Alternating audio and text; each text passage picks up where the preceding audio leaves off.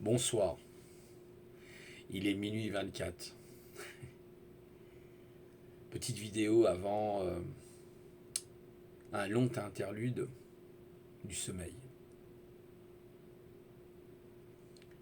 Les justiciers d'Internet. Alors,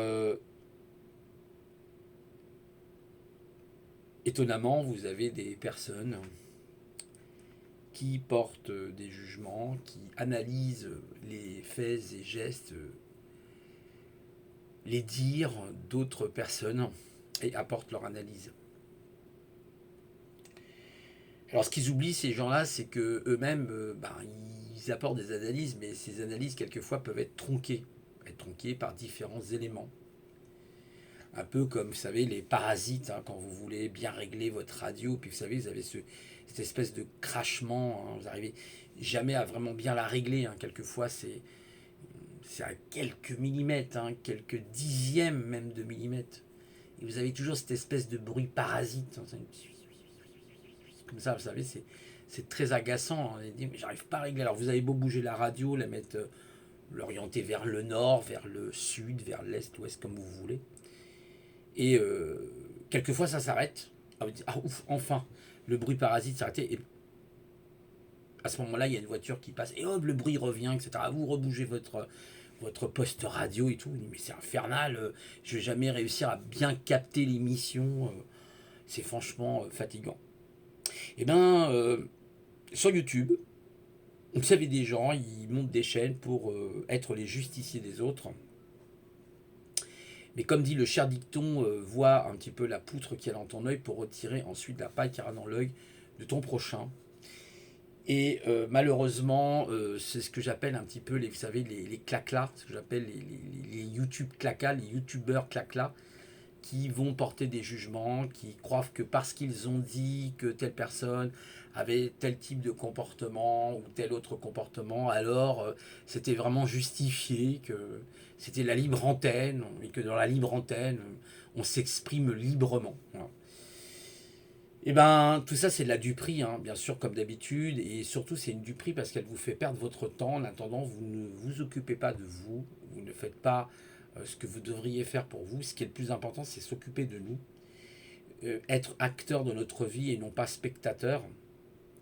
Et malheureusement, YouTube, je me suis aperçu avec le temps que si on avait tendance à s'orienter vers ce type de chaîne, d'ailleurs j'ai de moins en moins tendance, justement je suis très content de m'orienter vers ce type de chaîne polémique, hein, qui est toujours dans la polémique.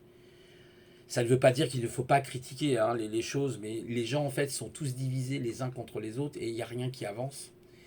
Alors que notre ennemi commun, lui, se frotte les mains, intelligemment d'ailleurs, parce qu'il voit bien qu'il a affaire à des abrutis et des imbéciles, et il gagne du terrain face à des gens qui sont désorganisés, qui sont désolidarisés en réalité. Et il profite justement de cette désolidarisation, j'ai du mal à dire ce mot, excusez-moi, je bute dessus, pour mettre en place, lui, vous savez, comme dans une partie d'échecs, de mettre en place effectivement ces pièces et vous battre. Et malheureusement, c'est ce qu'on est en train de voir de plus en plus aujourd'hui. Euh, et c'est bien triste. C'est vraiment bien triste de voir où c'est qu'on en est arrivé dans ce monde de plus en plus froid, de plus en plus stupide, où des gens passent des heures à parler des autres, à dire que ils sont psychopathes, ils sont schizophrènes, ils sont pervers narcissiques, ils sont voilà. Mais ils ne sont absolument pas qualifiés pour savoir ce qu'ils sont réellement, parce qu'eux-mêmes n'ont pas les qualifications. Mais c'est toujours pareil, il faut que les gens fassent du cancan. Vraiment, l'être humain, vous savez, il y a un dicton qui dit, vous savez, la langue humaine, c'est comme un feu qui vous dévore dans l'intérieur. C'est-à-dire que la langue peut détruire des forêts entières, elle peut mettre le feu à des forêts entières. Et tristement, nous constatons que la langue peut avoir des conséquences graves sur les autres, mais qui que l'on soit. Donc ça nous concerne, nous en premier, vous voyez. Mais tristement, c'est des gens qui sont là et qui ne font pas avancer les choses, qui n'essayent pas de discuter, peut-être même avec ces personnes, même si c'est vrai, il est difficile, peut-être même voire impossible, de pouvoir entamer un dialogue à ce moment-là avec ces gens-là. Malheureusement, je constate que on s'enfonce hein, dans cette espèce d'antre de la folie.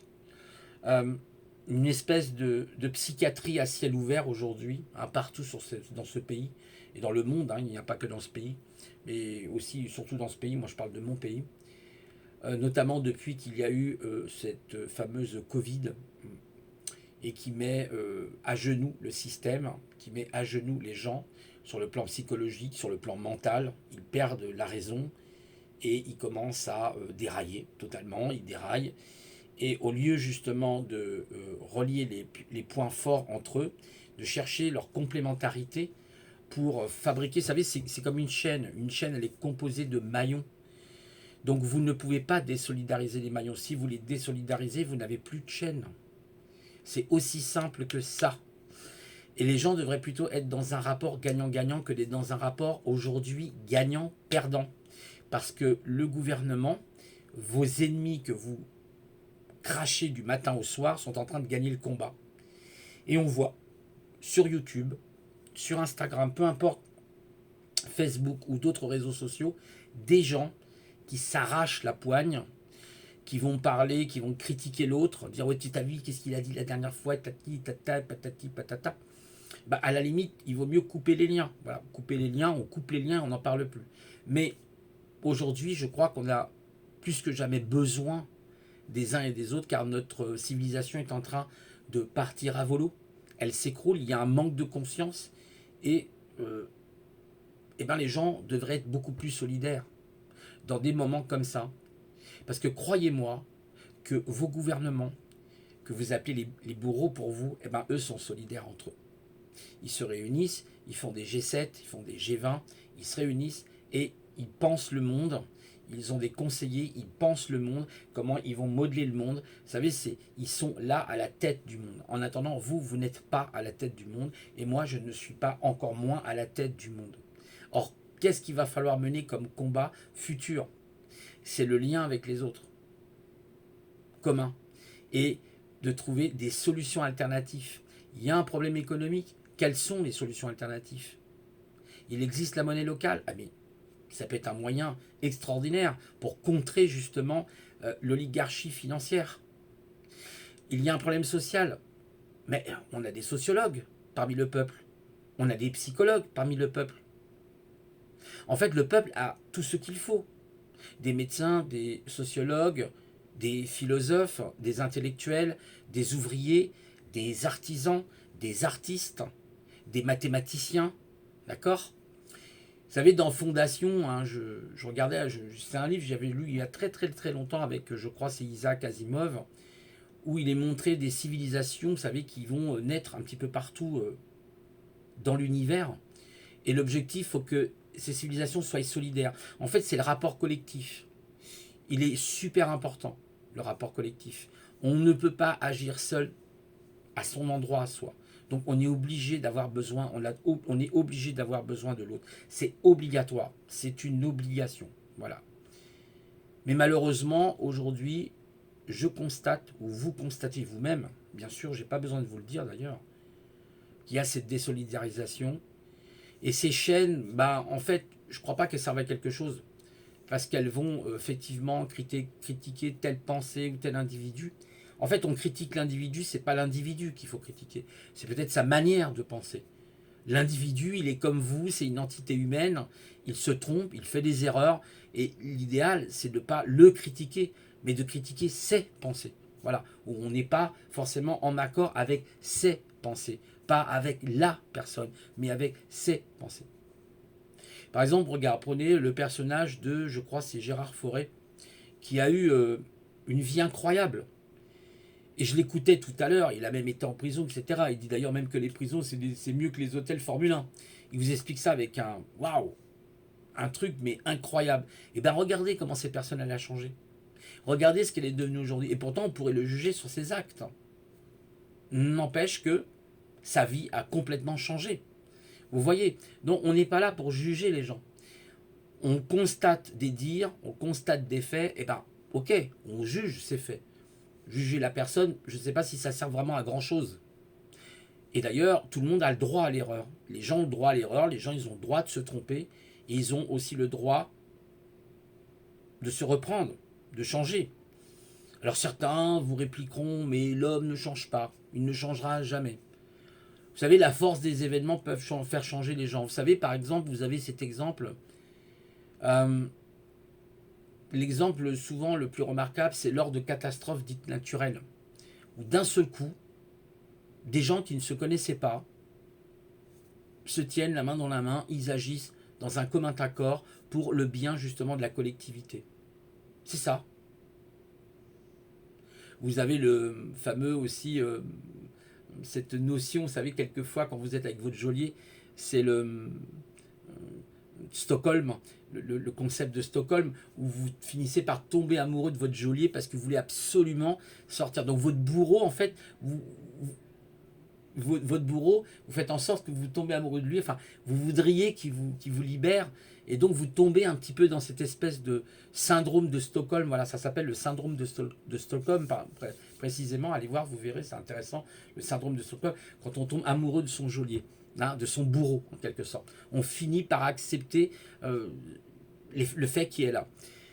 Et, et en fait, d'où l'importance, voyez, l'importance de pouvoir d'être la main dans la main. Et c'est souvent les événements dramatiques, catastrophiques, qui vous font avancer, qui vous mettent sur cette voie-là, en général.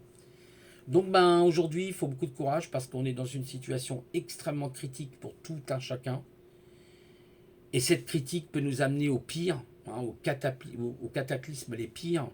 Malheureusement, l'histoire l'a souvent démontré. Là, j'écoutais Campagnol tout à l'heure, là, Christian, je ne sais plus comment il s'appelle, Christian de Campagnol qui vit à la campagne. Et je vous assure, ce que j'ai entendu, c'est horrible. Il a expliqué que dans la petite campagne où il est, il y a un petit bureau tabac et vous avez un endroit où vous savez, vous mettez votre ticket quand vous jouez au loto, au tiercé, c'est un petit truc il dit de 3 mètres carrés, hein, c'est une toute surface. Et il y a une personne qui a fait une délation dans le village et les gendarmes sont arrivés pour pouvoir parce qu'il y a des gens qui buvaient en cachette un petit café, vous savez, juste dans ce petit coin-là. Et ces gendarmes ont dit oui, il faut respecter les protocoles, etc. Et le responsable, le barman, a dit mais on sait, qu'est-ce que vous savez, vous, messieurs les gendarmes, de ce qui se passe réellement. Vous ne faites qu'appliquer ce qu'on vous dit d'appliquer.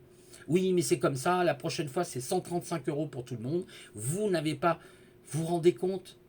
Est-ce que vous vous rendez compte où c'est qu'on en est arrivé aujourd'hui?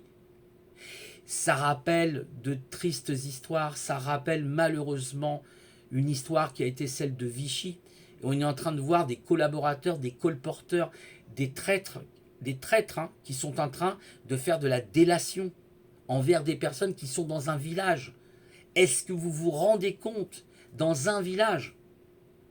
Alors ça veut bien dire que c'est pas parce que vous êtes dans un village ou dans un lieu plus isolé que la délation n'existe pas. Elle est même souvent encore pire. Pour dire que malheureusement aujourd'hui on est dans des situations périlleuses, des gens deviennent fous, ils perdent la raison, ils ne se reprennent pas, ils perdent conscience, et c'est bien triste. C'est vraiment bien triste. J'espère qu'un jour les gens vont quand même se réveiller, qu'il va y avoir une espèce de sursaut, vous savez, une espèce de truc qui va se passer là d'un seul coup. Vous savez, un peu comme une bouillotte, un petit peu comme la cocotte minute, vous savez, quand le petit truc qui tourne là, vous entendez le bruit. Est-ce que ça va à un moment donné exploser? Est-ce que il va y avoir quelque chose? Je l'espère parce que ça peut plus durer comme ça. Aujourd'hui, il y a des familles qui ont perdu leur travail, qui n'ont plus de travail, qui dorment dans la rue. Des étudiants, hein, j'en ai parlé la dernière fois, qui font la queue pour aller manger avec un euro symbolique. J'entendais quelqu'un qui suppliait le président, mais il a arrêté de supplier ces personnes-là. Je vous en supplie. Je vous en supplie, pardon. Mais comment vous pouvez évoquer ces gens-là? C'est ces gens-là qui vous ont mis dans cette situation-là. Non, ces gens ont des comptes à rendre et ils rendront des comptes devant l'histoire. Comme ça s'est passé dans le passé. Ça sera la même chose. Il y aura des comptes à rendre. Parce que la nature a horreur du vide. Et à un moment ou un autre, ce que vous faites, est-ce que c'est une loi du karma? Elle revient, comme un boomerang. Donc, voilà la situation dans laquelle on est. Moi, j'avais dit, sans vouloir me vanter, quand ce président était passé, j'avais dit, oulala, j'avais dit, la France va souffrir comme elle va jamais souffrir. Je le savais déjà à l'avance. Je le savais à l'avance que la France allait se retrouver à un moment donné dans une situation critique. On l'a vu avec les Gilets jaunes. Et vous voyez que ça empire et ça empire et ça empire. Notamment le fait d'être dans cette Europe. On devrait se retirer très vite de cette Europe. À chacun d'être dans sa réflexion, dans qu'est-ce qu'il peut faire de son côté, ce que je peux faire de mon côté, comment on peut faire avancer les choses. Parce que ça ne durera pas. Ça ne durera pas. Comme dans Fondation avec Isaac Asimov. C'est le même concept. Sauf que là, c'est une psychohistoire qui est très intéressante. Alors, il faut voir toutes ces choses, il faut y réfléchir parce que le temps presse. Et plus on avance dans le temps, et plus je m'aperçois qu'on s'enfonce dans l'abysse, dans l'abîme. Et on ne s'en sortira pas. Et en fait, la conscience des gens, c'est de dire et quel sera l'avenir pour les prochaines générations. C'est ça le plus important. Voilà, c'était une petite interlude, une petite pensée du soir, avant avant d'aller me rendre dans les bras de Morphée, si je peux. Eh ben, je vous souhaite une bonne nuit, un bon sommeil, et je vous dis, écoutez, à une prochaine fois. Au revoir.